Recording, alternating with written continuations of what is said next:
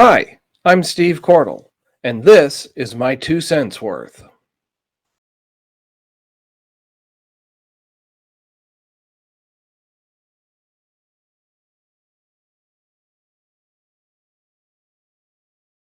Don't forget to subscribe to my YouTube channel. Click on the subscribe bar, and then the notification bell will pop up.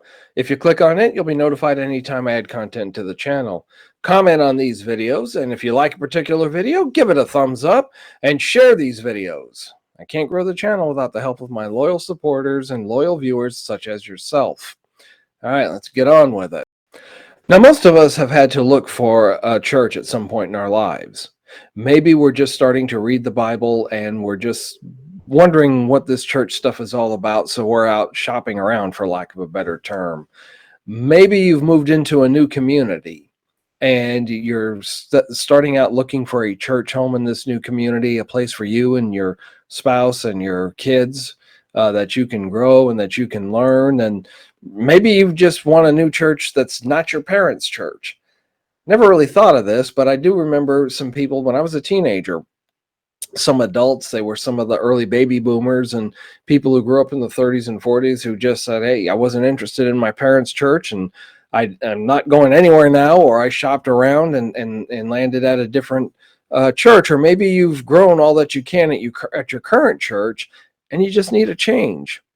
This happened to me once several years ago, where I was going to church, and one day it just hit me. I'm not learning anything here. I've actually passed these people up. Even the preacher was working on his doctorate degree. His sermons were really shallow, and they were more like slightly glorified after dinner speeches. But whatever the situation, what should you look for in a new church? Well, there's some things we need to keep in mind as we get this going. And I'm a member since 1985, a member of the Church of Christ. I was baptized into Christ in January of 1985 in the Lord's Church. Started preaching in 1994. And these are things that I look for in a church. And some of this you'll relate to if you are a member of the Lord's Church. If you're in a denomination, some of it you might, some of it you might not. But here's some things to keep in mind. Number one, keep in mind all churches are made up of imperfect people. Thus, you will not find the perfect church. You won't even find a perfect church. And even if I was to find the perfect church, once I place my membership, it's not perfect anymore. And just look at it in those terms, where they're all going to have their flaws. There's going to be elders that maybe you think aren't the best elders, best deacons, maybe not even the best preacher, but that's just the way it is. There's not a perfect church out there. You can even see that when you look at the New Testament, particularly the Corinthian church, with all of its flaws and problems, yet Paul still counted them as brethren. Also, do not expect to have total agreement on everything. Now, this point is kind of what gave me the inspiration to produce this video about looking for a church. About a year or so ago, I was having a conversation with someone who had just relocated over a fairly substantial distance, and he just was bemoaning his thoughts that, oh, it's so hard to find a sound in a faithful church. And that's when one of the things that caused alarm bells to go off while I was talking to this young man. And I got to thinking, I have been in about half of the 50 states, about, I think, 26 or 27, something like that. And to the best of my knowledge, I have gone to church in just about all of those states that I have visited. There might be one or two that I haven't gone to church in. I've either spoken as a guest speaker, I was maybe the hired preacher, or I was at least there on a Sunday or a Wednesday, and I just found a congregation and went and visited. It is not that difficult to find a sound congregation if you understand that there are some things that are doctrinal, and we're going to look at that, and there are some things that are matters of opinion and that we just have to agree to disagree on. If you go into it expecting that we've got to agree 100% on everything, or in the case I'm thinking of more accurately, everybody has to agree with me on everything, then yeah, you might as well just give it up and have a house church, because you won't find a sound congregation based on that standard. Another thing is, do not let one Sunday turn you off or overly turn you on. You may visit a church, and I've done this where nobody said hi. Nobody really talked to us. Went to one church one time. In fact, Sunday was on New Year's Day this year. Was in Waco, Texas. And it's a good thing we decided to skip Sunday school, because we got there and they didn't have Sunday school that particular morning. We went in and the teenagers are in pajamas, and they obviously have just gotten up. Well, they had a lock-in the night before, and the teenagers spent the night, and they were just getting up right and just in time for church. And you knew that we were visitors because we sat down at the front, about 3 or 4 rows from the front. The preacher was gone for the holidays. Nobody said anything to us. I think one person did. And then we went to a pizza buffet afterwards, saw several members of the church there. We kind of got the head nod. You know, when you see someone, you recognize them, and you just kind of walk by them and sort of nod your head, acknowledging their presence. That's all we got. Nobody talked to us. Not a particularly friendly group.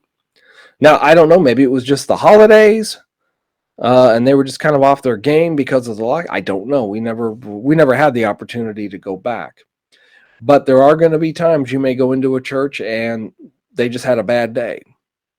You may, just like going to a business or restaurant, you just may have hit them on a bad day when they've got a new chef who hasn't quite learned all the ropes yet, or maybe the newbie waitress. We had a restaurant open in a town where we lived once. This was years ago. And I was hearing a lot of bad things about it. The food was bad. The service was slow. The prices were too high. And then a friend of mine and his wife went out there for dinner one night. And he actually had been in the restaurant business. He'd owned his own restaurant at one time. And he said, this looks like a restaurant run by people who've never run a restaurant. Okay, that makes sense. And then later on, I found out who owned the restaurant. I sort of knew them a little bit, not real well. But my friend's prediction was exactly right. They had never owned a restaurant. They didn't know the first thing about it. But they came into a little bit of money and decided that they wanted to have their dream and open a restaurant. They got to pursue their dream, but it didn't last very long, and they eventually went out of business. So give the church a chance. Just like I've done with restaurants that I went to, didn't have a good experience the first time, but I waited a few weeks or a couple of months, went back, tried it again, and in some cases I became a regular customer because they eventually recovered and were able to show me that they could provide good food and good service at a reasonable price. I would say attend at least 3 months before you decide this church is not for us or for me. And that is assuming that there's not something really extremely wrong or out of place. In other words, if you go into a church and it's a far left liberal situation, then I probably wouldn't advise staying. I would get out. Or it could be the other way, that they're a far conservative. We speak in King James only here, and we are King James only, and that sort of thing. Then I would probably just move on to somewhere else. But assuming that there's nothing extreme, I would give them at least 3 months. The other thing you have to think about is, churches go through ups and downs just like humans do. Maybe you just caught them on a bad day. Maybe something recently bad happened in the congregation. Maybe a prominent member died or recently moved away. Or maybe there was some other bad news. I had a situation where I was preaching once that I had what I called the funeral of the month club. For about 18 months, I was either attending a funeral or conducting a funeral, on average about once a month. And that went on for about a year and a half or so. At another congregation, I had the same thing happen. That only lasted about 9 months. But it takes its toll. Eventually, people dread getting phone calls from the church. They dread the preacher or the secretary calling them because, oh no, who died now? And that was really hitting people hard. So give them a chance. Give them a fair chance before you decide to move on. Now let's talk about some doctrinal matters. These are some things that I came up with once because I was asked, that's another story for another time, about things that I would look for in a church, what I considered opinion, what I considered doctrine. And I came up with these 12 related, or rather doctrinal related questions that really are not negotiable, as far as I'm concerned, are not negotiable. And I ask churches of these, and it's true if I am applying there to be their minister, or if I'm moving into the community and I'm looking for a church home. These are the things that I would ask about doctrinally. Now, I would not go up to the preacher right after services and say, hey, can I get together with you and ask you some questions, or catch them between Sunday school and between worship. I would actually make an appointment, because as you're going to see, some of these are going to be in depth. This is part one of this particular episode, and I'm going to get about half of these questions covered in this sitting, and then we'll do part two with the rest of the questions. And then there are some things after I get done with the doctrinal part that aren't doctrine, but they're important to me and my family, and would have a bearing on whether or not we placed our membership with that congregation. Now, these are not in any particular order. They're just in the order they popped into my head. Also, it's not limited to these things. I might down the road think of 2 or 3 or 4 more things, and I might do a follow-up video on looking for a church. But for doctrinal matters, things that I would look for and that I would advise you look for are, number one, what are the congregation's views on the inspiration of the Bible? Do they believe that it's inspired? Now, I read a book called Another Gospel. It was Another Gospel ? I'm trying to think of the author's name, kind of escaped me, but I'll put it in the comment section below, where she was going to a progressive, what she called a progressive church. I would just call it liberal or regressive. And she asked if they thought the Bible was inspired. And the preacher there said, oh, yeah, I believe it's inspired. Well, come to find out, his definition of inspiration was not the definition that the author was working off of.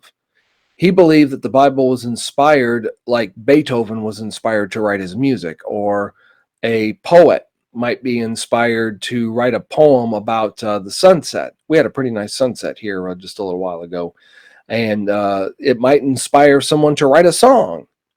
But that's not the same as biblical inspiration. Does the preacher and the leadership believe that the Bible is the inspired word of God without error, and that it is our final authority in all things religious and all things that have to do with finding our way to God and how to please God? Do they believe that Paul and Moses and the other writers wrote by God, giving them the words, allowing them their own styles and that sort of thing? But do they believe God gave them the words, or do they believe the Bible is really just of human origin? What do they believe? And this is why you need to ask for an appointment, because some of these are going to take a little while and a little depth to answer. Secondly, what are the church's views on miracles, tongues, and that sort of thing? Do tongues and miracles occur today? Do they believe that the miracles as recorded in Scripture actually happen? So this is one of those, in fact, several of these are 2 or 3 part questions. First of all, I would ask, hey, what do you think about miracles? When Moses hit the rock, was that real that the water came out, or was it some sort of allegory or fable? Elijah on Mount Carmel calling down fire and dealing with the prophets of Baal, the priests of Baal. Did that really happen, or was that a fable or an allegory? And then when we come into the New Testament, did Jesus really cast out demons, or was that some sort of epileptic fit that they were having? What do they believe? Do miracles happen today? I would ask the church that question. Can we go out to the cemetery and raise the dead? Can we talk in tongues? And by tongues, remember, biblically speaking, it is a language. In Acts chapter 2, when they heard the disciples speaking, everyone in his own language, it was Hebrew, Latin, Greek, whatever languages they spoke in those days. Could I, for instance, I've never been to China. I don't speak Chinese. Can I miraculously start speaking Chinese now and someone interpret? Those are the kinds of things I would ask and see what they say about those things, and whether or not we would be in agreement on what the scriptures teach. What's the role of women in this congregation? What are your views on the role of women? Can women serve as elders and deacons? And remember, elder is another name for bishop and shepherd and pastor. Those are all different words for the same thing. So can a woman serve as a bishop? Well, we've got denominations that have women serving as bishops. The problem is Paul told Timothy and Titus that one of the qualifications to be a bishop, a pastor, a shepherd, or an elder is you have to be the husband of one wife. Let me think about that a minute. How can a woman be a husband of one wife? Well, she can't. So if they're going to allow women those kinds of positions, me personally, not going to be there. Now, I understand women have a role. Women are important to a church. My experience in being a Christian as long as I have, if the women in a congregation don't get behind something, very good likelihood it won't happen. So they do have a role. They will when they get home and they're behind closed doors. They'll tell their husbands what they think. And there have been husbands in business meetings and things where it's just the men, but we come back and a guy will say something, we really need to rethink this decision we made last time. And I would say probably 60 or 70% of the time, he's doing that because his wife or his mother or some other significant woman in his life got a hold of him and said, hey, we need to talk about this. But do the women have an official role? What is it? Do they teach the other women? Do the elders' wives and the preacher's wife work together with their husbands? Those are questions to ask. Question. What's this a photo of? And when I first saw this photo, I just took it off the internet. I thought it was a rock concert. It's actually a church worship assembly, which leads me to the question, how are church worship assemblies conducted? Now, I've gone into church settings where I'm looking around for the body because there must be a funeral here, the way everybody is so down and depressed and seems so unhappy to be. And I've been in churches where I really think the membership did not want to be there. They'd rather be going to church somewhere else. Kind of like a home. There are some homes that I have been in, and you know that the people in this home love each other. You know it's a peaceful home. You can just kind of feel it. On the other hand, I've been in homes where there's a lot of tension, where it's obvious they're not getting along. Maybe it's a temporary thing, but there's some that I've gone in over months or years. It's obvious. I don't know why these people are together. They're not, they don't love each other. At least they don't seem to. And I was in a church once where pretty much it was an unhappy membership. Okay, and that's no fun. But at the same time, you don't want to go to the concert circus atmosphere where everybody is, where you can see in this picture, you've got the fog, you got lights, you got a band, there people raising their hands and that sort of thing. And looks like some of it looks blurred, like maybe they're jumping up and down. I don't know. But here's the thing. They're going to walk out of there after this and think, wow, that felt good. Yeah, I'm on fire. The problem is, do you remember, if you're a coffee drinker, do you remember your first cup of coffee? I was about 8 or 9 when I first had a cup of coffee. In fact, I remember where it was that I had it. Or maybe your first cup of espresso. And all of a sudden, you're ready to go. Your eyes are wide open. You're excited. The adrenaline's pumping. And then what happens after about 2 or 3 hours? You crash. You're tired. You can't, I got to take a nap or get another cup of espresso. People who come out of worship assemblies, like you see pictured here, this has been what I've observed. They're on fire, yeah, for about a day, maybe 2. But by Tuesday or so, they've crashed, just like that espresso was worn off. The whole euphoric feeling of worship has rubbed off. There was really no solid teaching or solid application of Bible teaching. No real doctrine or information or anything really presented. It was just an arousing concert is what it was. And no lasting change happened.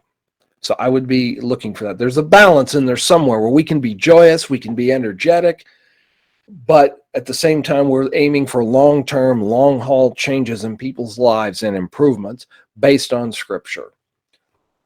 And then for this episode, the final one I want to look at right now is, what is the congregation's views on fellowship with other religions, whether it's denominations or non-Christian religions? You see this coexist bumper sticker everywhere. Does the congregation here believe that we're all on a journey, taking our own path to get to the same destination? In other words, does this leadership believe that Islam is just as good as Christianity, that it's just the Muslims' way of getting to God? Or do they take seriously what Jesus said in John chapter 14, that I am the way, the truth, the life? Definite articles. Jesus left no question about it. He is the way, the truth, the life. Muhammad ain't going to cut it. Neither is Buddha. Neither are any of those other historical religious figures. What do they think about denominations? Oh, but all churches are denominations. No. Can you show me in Scripture where Jesus ever said, I will make 400 or 500 different denominations and just join the church of your choice? I don't see that anywhere. I do see in Matthew 16 where Jesus said, I will build my church, meaning his church, and the gates of hell will not prevail against it. I do see in 1 Corinthians in the first 4 chapters, Paul is condemning division. He is not saying just go join the church of your choice or worship at the denomination of your choice. He said in there that I'm hearing this said of you, Corinthians. Some say I'm of Apollos. Some say I am of Cephas. Some say I am of Barnabas or Paul or whoever. Now today we don't use those names, but what we do say are things like, well, I'm a Baptist. Yeah, well, I'm a Catholic. Oh, hey, I'm Church of Christ. Ugh, that makes me cringe. No, you're not Church of Christ. You're a Christian. The church building may have Church of Christ painted on the sign out front because of makes it a possession, the church of the church possessed by Christ. And if the few times that I've been in the hospital for surgeries or anything like that, and they ask for religious preference, I'll put Christian parentheses Church of Christ because I have to translate this from what I call churchese into English so they understand where I'm coming from and what it is I would want if I need spiritual help or my family needs spiritual help. They'll know where to go to get it. Well, that's going to do it for this video. This is part 1 of I'm looking for a church for the segment My 2 cents worth. Thank you for joining us. Don't forget to subscribe to my channel. Click on the subscribe bar, and then when the notification bell pops up, if you'll click on it, you'll be notified whenever I add content to the channel. Do comment on these videos. If you like the video, give it a thumbs up and share these videos. That's all I have for this one. We'll have part 2 in the next video. Thanks for watching. I'm out.